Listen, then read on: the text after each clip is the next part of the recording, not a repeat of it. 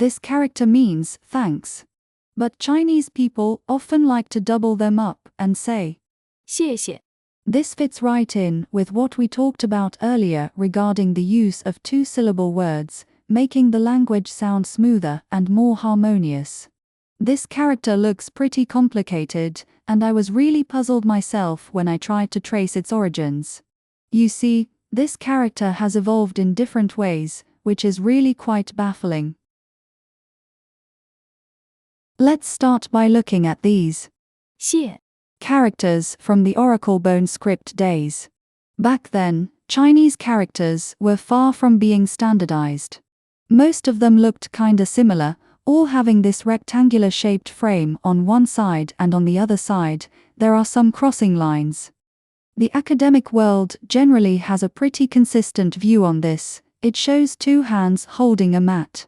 This rectangular grid stands for the mat, which is a kind of mat that Chinese people still use today, usually woven from bamboo or grass.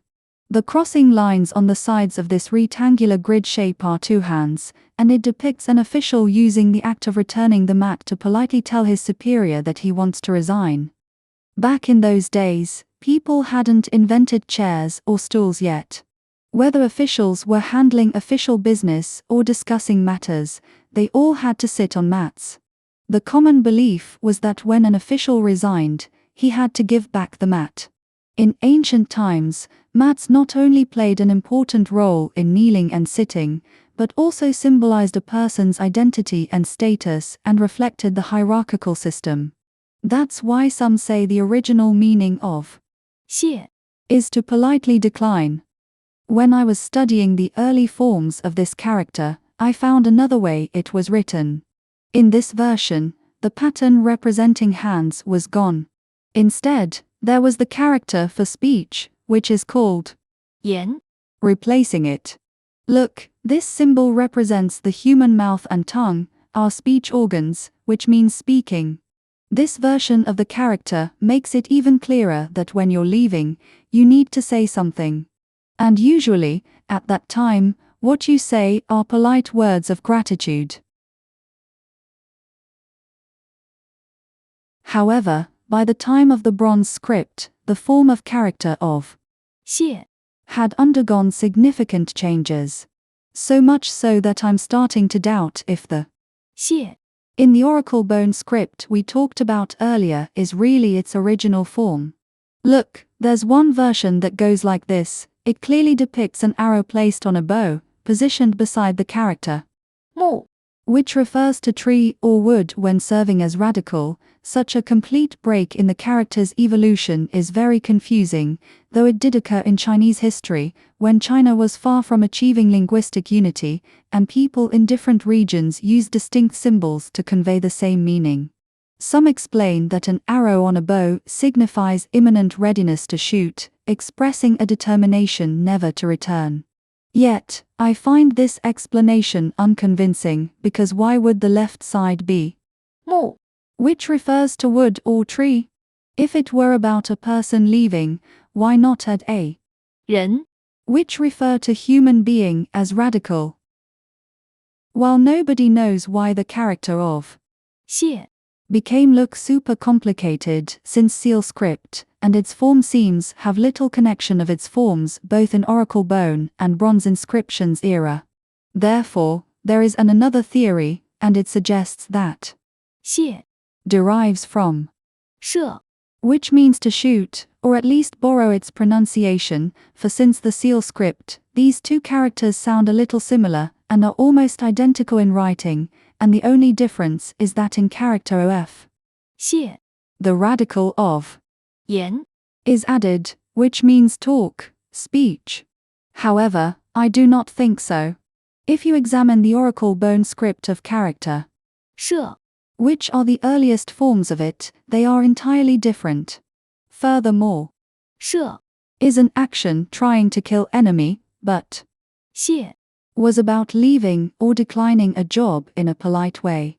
I believe we cannot simply say 射. is one of the origin of 谢. in its written form, nor pronunciation, just because they look similar and sound somewhat alike. In fact, when I first saw this graphic of bronze script of 谢 my intuition was that it represented a person hanging a bow and arrow on a tree, symbolizing laying down arms and relinquishing a certain official position, akin to retiring from military service and returning to civilian life. I checked out loads of different hypotheses about the character, 谢 trying to figure out its secret, but none of them really convinced me.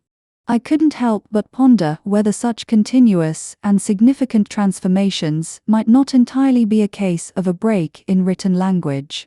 Moreover, I boldly speculate that this version of 谢 we see in ancient bronze inscriptions nowadays might be another character.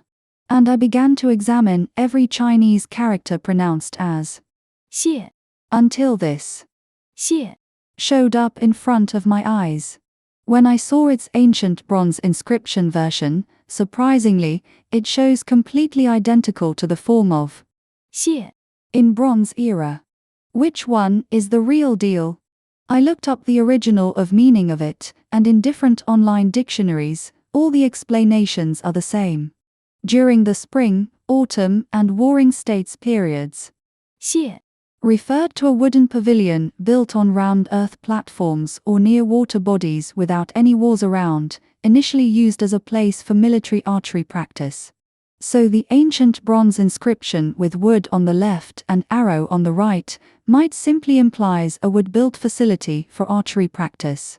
Compared to interpreting it as determination to leave, this explanation seems far more reasonable. I felt like I might have found a clue now. So, can we conclude this script from Bronze era did not represent 谢 which original meaning is resign or decline a job in a polite way? I am not sure of that, for in ancient Chinese, there was a phenomenon of interchangeable characters. That is, when two characters had the same or similar pronunciations, they could be used interchangeably, and their forms were also similar and could be used universally. Anyway, let us put this mystery aside and move on. Now, let's turn our attention to both characters pronounced as 谢 in their seal scripts, which both of them turned to a much more complicated form. In this version, 谢 has wood on the left, something resembling human body in the middle, and arrow on the right. You see, though it seems become more complicated in written form, this combination delicately conveys the concept and function of 谢 which refers to a wood pavilion for practicing shooting arrows. On the other hand, the character 谢 cleverly borrows the imagery of the body and departing arrow from 谢 it replaces the wood that originally represented a wooden building with 言 as speech radical on the left, enabling it to express ideas like bidding farewell, parting, and the polite remarks made before leaving, and here is this 谢 came into form. Now, I think I'm pretty sure that this 谢 on the right side is the origin of the character. 谢 On the left side, by the Tang dynasty, 谢 was no longer used for military purposes. The component implying arrow on its right side was replaced by a character representing hand.